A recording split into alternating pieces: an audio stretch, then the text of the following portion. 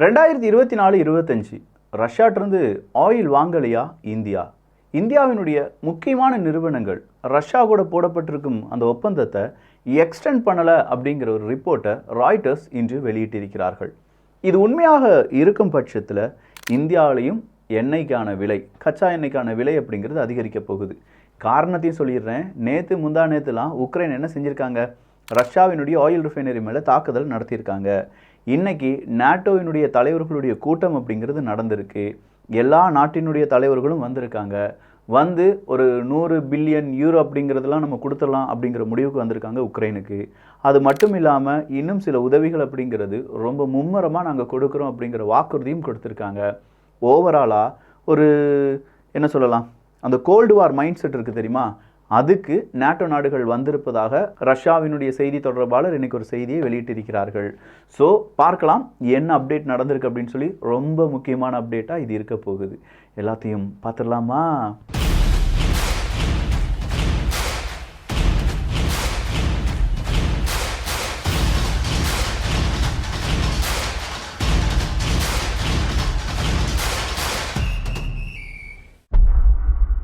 Indian oil corporation. இந்த Indian oil corporation அப்படின்னு சொல்லக்கூடிய IOC, இந்த ஒரு நிறுவனமும் ராஸ்நெட் அப்படிங்கிற ரஷ்யாவினுடைய நிறுவனமும் 2024-2025க்கான அக்ரிமெண்ட்டை இன்னும் எக்ஸ்டெண்ட் பண்ணலை அப்படிங்கிறது தான் ராய்ட்டர்ஸ் நமக்கு கடைசியாக கொடுத்துருக்கக்கூடிய தகவல். அப்போ ஏன் எக்ஸ்டெண்ட் பண்ணலை அப்படிங்கிற ஒரு கேள்வி இருந்தது என்றால், ஆயில் ரிஃபைனரி மேலே ரஷ்யாவின் மீது தாக்குதல் அப்படிங்கிறது நடத்தப்படுது. அது மட்டும் இல்லாமல் ஆயில் ப்ரைஸ் கேப் அப்படிங்கிறதும் இந்தியாவினுடைய ரூபாயை கொடுத்து அந்த பக்கமாக ரூபில் அப்படிங்கிறத கன்வெர்ட் பண்ணி தான் ஆயில் வாங்கிட்டு இருந்தாங்க. கொஞ்சம் நாள் இந்தியாவினுடைய ரூபாயை வச்சு ரூபில் அப்படி இல்லைன்னா அந்த நாட்டுக்கு தேவையான பணம் இந்தியன் ரூபாயாக கிடைச்சா எங்களுக்கு எந்த பிரயோஜனமும் இல்லை அப்படின்னு சொல்லி ரஷ்யா சொன்னதாகவும் சில நேரங்கள் அது நிறுத்தப்பட்டிருந்தது. இது எல்லாத்தையும் சேர்த்து 2024-2025 பல குழப்பங்கள் இருப்பதால் அந்த இந்தியா மற்றும் ரஷ்யாவினுடைய அந்த கச்சா எண்ணெய் டீல் அப்படிங்கிறது எக்ஸ்டெண்ட் செய்யப்படவில்லை என்பது குறிப்பிடத்தக்கது. ஸோ இப்படி ஒரு டீல் எக்ஸ்டெண்ட் ஆகலை அப்படின்னா இந்தியா ரஷ்யாவினுடைய உறவில் சிக்கல் வருமா என்று கேட்டால் அது வர்றதுக்கான வாய்ப்புகள் கிடையாது. ஆனால் இந்தியாவினுடைய எக்கனாமியும் அதே நேரத்தில் ரஷ்யாவினுடைய எக்கனாமியும் பாதிப்படைவதற்கான வாய்ப்புகள் இருக்குது. சரிப்பா, அப்போ இந்தியன் ஆயில் கார்பரேஷன் அப்படிங்கிற இந்த நிறுவனம் மட்டும்தான் பாதிப்படையுமா அப்படின்னு சொல்லி பார்த்தா கிடையாது. அது பாரத் பெட்ரோலியமாக இருக்கட்டும், இன்னும் சில நிறுவனங்களாக இருக்கட்டும், எல்லாருமே ரஷ்யாவிடமிருந்து வரக்கூடிய ஆயிலை நம்பி இருந்தாங்க. அது மட்டும் இல்லாமல் தேர்ட் பார்ட்டிஸ் நிறைய பேரும் ரஷ்யாவினுடைய ஆயிலை ரிஃபைன் பண்ணி வெளிநாடுகளுக்கு விற்பனை செஞ்சுட்டு இருந்தாங்க, ஏற்றுமதி செஞ்சுட்டு இருந்தாங்க அப்படிங்கிறதெல்லாம் நம்ம பார்த்தோம்ல. ஸோ எல்லாருடைய கால்குலேஷனும் இதில் தப்பாகிறதுக்கான வாய்ப்புகள் இருக்குது அப்படின்னும், ஸோ மும்மரமாக ஷேர் மார்க்கெட்டில் ஈடுபட்டு இருக்கக்கூடிய இந்தியர்கள் எந்த ஒரு விஷயத்தை கவனிச்சுக்கோங்க அப்படிங்கிறதும் என்னுடைய தாழ்மையான வேண்டுகோள். ஏன்னா இந்தியா ரஷ்யா இந்த கச்சா எண்ணெய் டீல் அப்படிங்கிறது இந்தியாவுக்கு ரொம்ப ரொம்ப ரொம்ப முக்கியமாக இருந்துச்சு. திடீர்னு அது எக்ஸ்டெண்ட் ஆகலை அப்படிங்கிற அந்த தகவல் ராய்ட்டர்ஸ் சொல்லி இன்னும் ஒரு வாரம் கூட ஆகலை அப்படின்னு சொல்லும்போது பங்கு வர்த்தகத்தை எந்த அளவுக்கு பாதிக்கும் அப்படிங்கிறத நீங்களே புரிஞ்சுக்கலாம். ஈவன் இன்னைக்கு க்ரூட் ஆயில் நீங்கள் எடுத்து பார்த்தீங்கன்னா பங்கு வர்த்தகத்தில் விலை அதிகமாகிறதுக்கான வாய்ப்புகள் இருந்தது. ஏன்னா ரஷ்யாவினுடைய ஆயில் ரிஃபைனரி மேலே தாக்குதல் நடத்தினாங்க உக்ரைன். அப்போ இந்த தாக்குதல் இனி கண்டினியூஸாக பெருசாக மாறப்போகுது அப்படிங்கிற உண்மையை நான் உங்கள் முன்னாடி போட்டு உடைக்க போகிறேன்.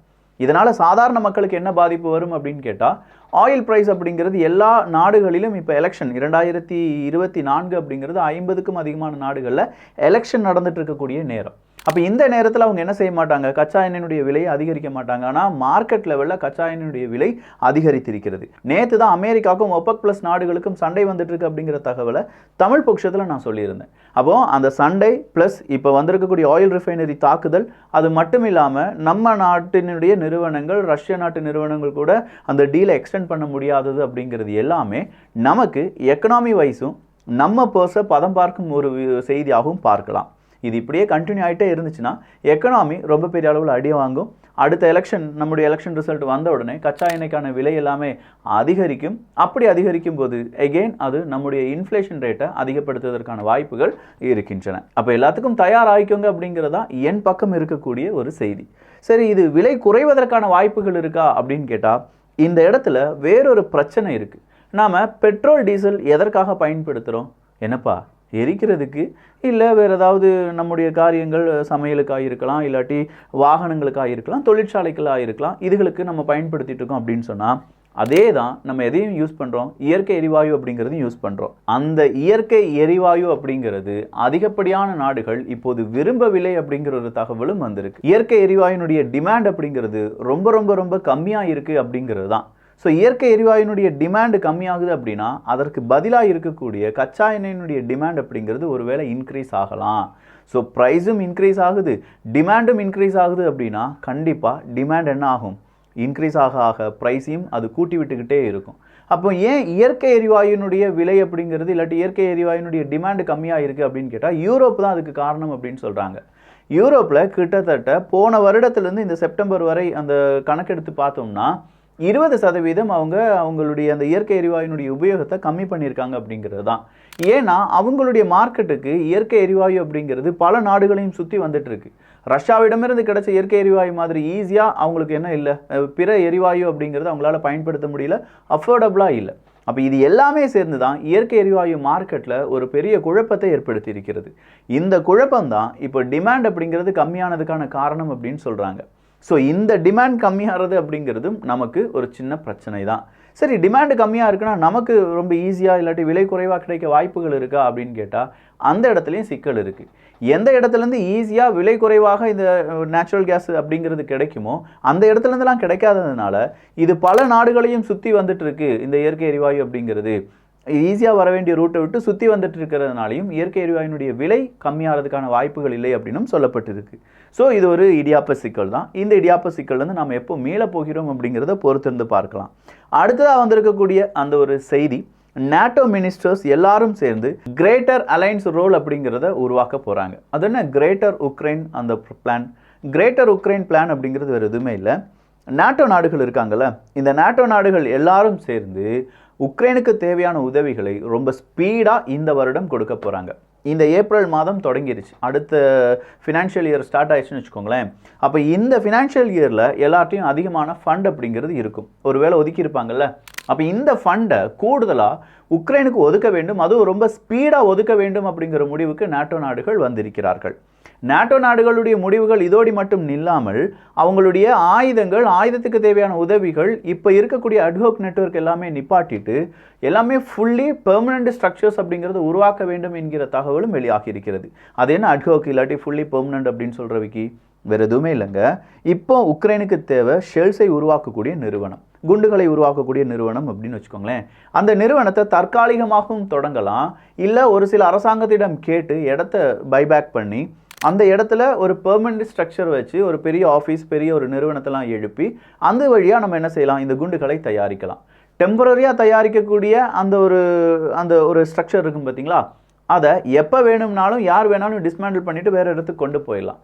ஆனால் பெர்மனெண்ட்டாக ஒரு இடத்துல நம்ம ஒரு நிறுவனத்தை தொடங்க போகிறோம் அப்படின்னா அதுக்கு நிறைய ப்ரொசீஜர் இருக்குது, காசும் செலவாகும். அதே நேரத்தில் உக்ரைனுக்கு தேவையான உதவிகள் கண்டினியூஸாக கிடைக்கும், ஏன்னா அது ஒர்க் ஆகிட்டே இருக்கும்ல அப்படிங்கிறது தான். ஸோ இப்போ ஜெர்மனியினுடைய ஃபாரின் மினிஸ்டர் என்ன சொல்லியிருக்காங்கன்னா, இந்த மாதிரி அட்ஹோக் நெட்வொர்க்லாம் நிப்பாட்டிட்டு பெர்மனண்ட் ஸ்ட்ரக்சரை பல நாடுகளிலும் உருவாக்க வேண்டும் அப்படின்னு சொல்லியிருக்காங்க. ஓவராலாக மக்களே நீங்கள் தான் இதில் பாதிப்படைய போகிறீங்க. அதுவும் யூகேல இருக்கக்கூடிய மக்கள், டிபி ட்ரூப்ஸ், ஒரு விஷயத்தை நல்லா புரிஞ்சுக்கோங்க. அடுத்த வருடம், அதாவது இந்த 2024 2025 முடிகிறதுக்கு முன்னாடி நம்ம டப்பா டான்ஸ் ஆட போகுது. ஏன் இதை சொல்கிறேன் அப்படின்னு கேட்டிங்கன்னா, பிரிட்டிஷ்னுடைய ஃபாரின் செக்ரட்டரி இருக்கார் பார்த்தீங்களா, டேவிட் கேமரன் அவர்கள். இந்த டேவிட் கேமரன் அவர்கள் என்ன சொல்லியிருக்காங்கன்னா, 2% ஜிடிபியிலிருந்து 2% தான் டிஃபென்ஸுக்காக நேட்டோ நாடுகள் ஒதுக்கணும். எல்லாருக்கும் தெரிஞ்ச ரூல் தான். ஸோ நேட்டோவில் இருக்கக்கூடிய ஒரு நாடு 2% அவங்களுடைய ஜிடிபியில் டிஃபென்ஸுக்காக ஒதுக்குறது போதாது, நாம் என்ன செய்யணும், இன்னும் அதிகப்படியான ஃபண்டை டிஃபென்ஸுக்காக ஒதுக்க வேண்டும் அப்படிங்கிற முடிவை முன்னிறுத்தி இருக்கிறார். அப்போ எந்த பெர்சன்டேஜ் அப்படிங்கிறது இன்னும் கால்குலேட் பண்ணலை. 2% ஜிடிபியிலிருந்து டிஃபென்ஸுக்கு ஒதுக்குறதே பல நாட்டுக்கும் துண்டு விழுகுது அவங்களுடைய பட்ஜெட்டில். ஈவன் ஜெர்மனி, இண்டஸ்ட்ரியல் நாடு அப்படின்னு சொல்லிட்டு இருந்த அந்த நாடே அவங்களுடைய பட்ஜெட் கிரைசிஸ்க்குள்ளே போனது அப்படிங்கிறது நம்ம எல்லாரும் தெரிஞ்ச விஷயம்தான். பிரிட்டன்லாம் நினச்சி கூட பார்க்க வேண்டாம், அவங்களுடைய எக்கனாமிலாம் நல்லா இருக்குன்னு. அங்கே வாழக்கூடிய மனிதர்களுக்கு தான் தெரியும் எந்த அளவுக்கு அங்கே இன்ஃப்ளேஷன் அதனுடைய வேலையை காட்டுன்னு காட்டிட்டு இருக்குன்னு. ஆனால் இப்போ மறுபடியும் டேவிட் கேமரன் அவர்கள் சொல்கிறது படி பார்க்க போனால் எகெயின் காசு அப்படிங்கிறது மக்களுக்காக செலவழிக்க வேண்டியது, அங்கே இருக்கக்கூடிய இன்ஃப்ராஸ்ட்ரக்சருக்காக செலவழிக்கப்பட வேண்டியது, அங்கே இருக்கக்கூடிய மருத்துவத்துக்காக செலவழிக்கப்பட வேண்டியது அப்படிங்கிறத டைவர்ட் பண்ணி எதுக்காக செலவழிக்க போகிறாங்க, டிஃபென்ஸுக்காக மட்டும் செலவழிக்க போகிறாங்க. ஸோ 2024 அப்படிங்கிறது உக்ரைனுடைய கவுண்டர் ஒஃபென்சிவ் இயராக யார் டிக்ளேர் பண்ண போகிறாங்க? நேட்டோ டிக்ளேர் பண்ண போகிறாங்க. அதற்கான சும்மா ட்ரைலர் தான் இது. என்ன சொல்கிறேன்னு புரியுதா? ஒரு 8 மாதம் அவங்க உக்ரைன் வந்து பெரிய அளவில் ப்ரிப்பேர்டாக இருந்து ஒரு கவுண்டர் ஒஃபென்சிவ் கொடுத்தாங்க தெரியுமா? போன முறை பாக்முத் பகுதியெல்லாம் கையகப்படுத்தின அந்த கொஞ்சம் நாட்கள். அதே மாதிரி தான் இப்போ ஆப்திகா பகுதியெல்லாம் இப்போ யாருடைய கட்டுப்பாட்டுக்குள் போயிருச்சு? ரஷ்யாவினுடைய கட்டுப்பாட்டுக்குள் போயிருச்சு. எப்படியாவது உக்ரைன் இழந்த பாகங்களை திரும்ப எடுக்க வேண்டும் அப்படின்னு சொல்கிற முனைப்புடன் இருக்கும்போது நேட்டோவினுடைய ஃபாரின் மினிஸ்டர்ஸினுடைய கூட்டம் இன்று நடைபெற்று முடிந்திருக்கிறது. அதில் தான் 100 பில்லியன் யூரோ அப்படிங்கிறதும் ஹங்கேரி நாடு இதற்கு தடையாக இருக்கும் அப்படிங்கிறதும், அந்த நாட்டு தலைவர்கள்கிட்ட நான் பேசிக்கிறேன் அப்படின்னு சொல்லி அமெரிக்கா ஹங்கேரி நாட்டு கூட பேசினதும், அது மட்டும் இல்லாமல் ஜெர்மனியினுடைய ஃபாரின் மினிஸ்டர்லேருந்து பிரிட்டிஷனுடைய ஃபாரின் செக்ரட்டரி வரை அவங்க சொல்லியிருக்கக்கூடிய தகவல் எல்லாமே இந்த வருடம் கூடுதலான தொகையை ஐரோப்பிய ஒன்றிய நாடுகளும் மேற்குலக நாடுகளும் டிஃபென்ஸுக்காக ஒதுக்க போகிறாங்க. ஏன்னா போர் முடிவு வரும் அப்படின்னு சொல்லி பார்த்தா போர் தொடங்க போகிற மாதிரி பேசிகிட்டு இருக்கே விக்கி, உன் வாயிலேருந்து நல்ல வார்த்தையே வராதா அப்படின்னு கேட்டால், நான் நல்ல வார்த்தை பேசுகிறதுனால மட்டும் இங்கே எதுவும் மாறிட போகிறது கிடையாது. இன்றைக்கி ஃபாரின் மினிஸ்டர்ஸ்னுடைய மீட்டிங் நேட்டோ அப்படிங்கிறது நம்ம யாருக்காவது தெரியுமா? நம்ம தெரியாமல் நம்ம தெரிந்து கொள்ளாமல் அதை விட்டுட்டோம்னா அது நடக்கலைன்னு அர்த்தமா? கிடையாது. அது நடந்திருக்குப்பா. இப்படி ஒரு சிக்கல் வரப்போகுது, உங்களுடைய பணத்தை கொஞ்சமாக சேவ் பண்ணி வச்சுக்கோங்க, மேபி ஃப்யூச்சரில் நமக்கு அது தேவைப்படலாம். ஏன்னா எல்லாமே விலை கூடுறதுக்கான வாய்ப்புகள் இருக்குது. ஆல்ரெடி விலை கூடாமல் கட்டுப்படுத்துவது யார்? அரசாங்கம். அரசாங்கம் எப்போ அதை ரொம்ப பெரிய அளவில் கட்டுப்படுத்தும்? எலெக்ஷன் வந்தால். அதுதான் நான் முதலே சொல்லிட்டேன். 50 நாடுகளில் எலெக்ஷன் நடக்குது. அப்போ 50 நாடுகளுடைய அரசாங்கமும் என்ன செய்யும்? இப்போதைக்கு நம்ம ப்ரைஸ் கூட்ட வேண்டாம், கஜானில் இருக்கக்கூடிய இன்வெஸ்ட்மெண்ட்டாக இருக்கக்கூடிய பணத்தை தூக்கி அதில் போடு, சப்சிடியாக மாற்றி விடு அப்படின்னு சொல்லி விட்டுருவாங்க. ஆனால் எலெக்ஷன் முடிஞ்ச பிறகு ஒரு புது அரசாங்கம் வரும்போது என்ன செய்யும்? பழைய அரசாங்கத்தை கை காண்பித்து அவங்க செஞ்ச ஊழல் காரணமாக, அவங்க செஞ்ச மிஸ்லீடிங் காரணமாக, அவங்க செஞ்ச இந்த மாதிரி ஃபாரின் கொள்கைகள் தவறானது காரணமாக நாம் கூடுதலான பணத்தை இதுக்காக செலவழிக்கப்பட வேண்டியிருக்கு. வேறு வழி இல்லை மக்களே, நீங்கள் தான் அதை அனுபவித்து ஆக வேண்டும் அப்படின்னு சொல்லி ஒரு ஸ்டேட்மெண்ட், அந்த ஸ்டேட்மெண்ட்டோடு முடிஞ்சு. நம்ம வாழ்நாள் முழுக்க உழைக்கிறது அப்படிங்கிறது எல்லாமே இவங்க டிஃபென்ஸ் பட்ஜெட்டுக்காகும். அதுவும் நம்ம நாட்டை பாதுகாப்பதற்கு அப்படின்னு கேட்டால் கிடையாது, உக்ரைனுக்கு அள்ளி அள்ளி கொடுப்பதற்கு தயாராகி வருகிறார்கள் நாடுகள் என்பது தான் குறிப்பிடத்தக்கது. இதில் உக்ரைனுடைய ஃபாரின் மினிஸ்டரும் உக்ரைனுடைய ஜெலன்ஸ்கி அவர்களும் என்ன சொல்லியிருக்காங்க அப்படின்னு கேட்டால் வேற லெவலில் ஒரு ஸ்டேட்மெண்ட்டை கொடுத்துருக்காங்க. பல உலக நாடுகள் எங்களுக்கு தர வேண்டிய ஏர் டிஃபென்ஸ் சிஸ்டத்தை சரியாக தரலை. அதை தரலைன்னு சொல்லியிருந்தா கூட பரவாயில்லைங்க. அவங்க என்ன தெரியுமா சொல்லியிருக்காங்க? கிட்டத்தட்ட 3000 பாம்ஸ் அப்படிங்கிறது கடந்த மாதத்தில் மட்டுமே ரஷ்யா எங்கள் மீது போட்டிருக்காங்க. 3000 குண்டுகளை வீசியிருக்காங்க, விமானத்திலேருந்து வீசியிருக்காங்க. அந்த 3000 குண்டுகள் விழாமல் தடுக்கப்பட வேண்டும் என்றால் எங்களுக்கு ஏர் டிஃபென்ஸ் சிஸ்டம் வேணும். எப்படி எஃபெக்டை சொல்கிறாங்க? 3000 பாம்ஸ் எங்கள் மேலே வந்து விழுந்துருச்சு, நீங்கள் ஏர் டிஃபென்ஸ் தந்துருந்தீங்கன்னா நாங்கள் அதை தடுத்திருப்போம், அந்த ஃப்ளைட்டை அப்படியே மிசைலை வச்சு சுக்குநூறாக வீழ்த்தி இருப்போம், அப்படின்னா எங்களுடைய நாட்டை பாதுகாத்திருப்பதற்கு நிறைய வாய்ப்புகள் இருக்குது அப்படின்னு சொல்லியிருக்காங்க. ஸோ இன்றைக்கி வேறொரு முக்கியமான நிகழ்வும் நடந்திருக்கு. ஃபின்லாண்டும் உக்ரைனும் 10 வருஷம் செக்யூரிட்டி அக்ரிமெண்ட்டில் கையெழுத்து போட்டிருக்காங்க. இந்த செக்யூரிட்டி அக்ரிமெண்ட் நேட்டோ நாடுகள் இப்போது உக்ரைன் மீது எல்லா நாடுகளும், ஸ்வீடன் போட்டிருக்காங்க, ஸ்பெயின் ஏதோ போட்டிருக்காங்கன்னு தோணுது, இத்தாலி போட்டிருக்காங்க, அப்போ இவங்கெல்லாம் ஃப்ரான்ஸ் போட்டிருக்காங்க, உக்ரைனுக்கு நாங்கள் 10 வருஷம் செக்யூரிட்டி அக்ரிமெண்ட் கொடுக்குறோம் அப்படின்னு சொல்லி. இவங்கெல்லாம் ஏன் செக்யூரிட்டி அக்ரிமெண்ட் கொடுக்குறாங்க தெரியுமா? ஒருவேளை ரஷ்யா மறுபடியும் ஆக்ரோஷமாக உக்ரைனை அடிக்கிறாங்க அப்படின்னா நேட்டோ நாடுகள் கூட நாங்கள் செக்யூரிட்டி அக்ரிமெண்ட் போட்டிருக்கோம், வாங்க நேட்டோ நாடுகள் சண்டைக்கு போகலாம்.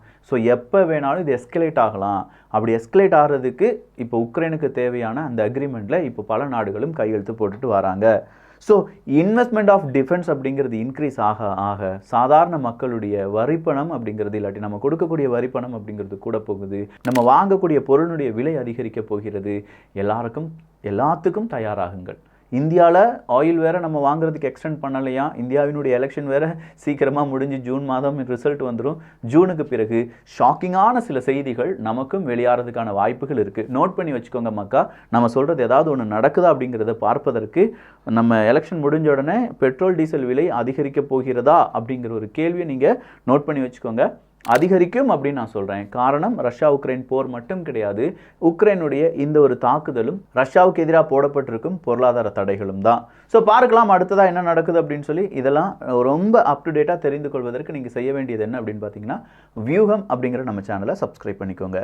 நல்லதை பகிர்ந்து நல்ல சமுதாயத்தை உருவாக்குவோம். நன்றி, வணக்கம்.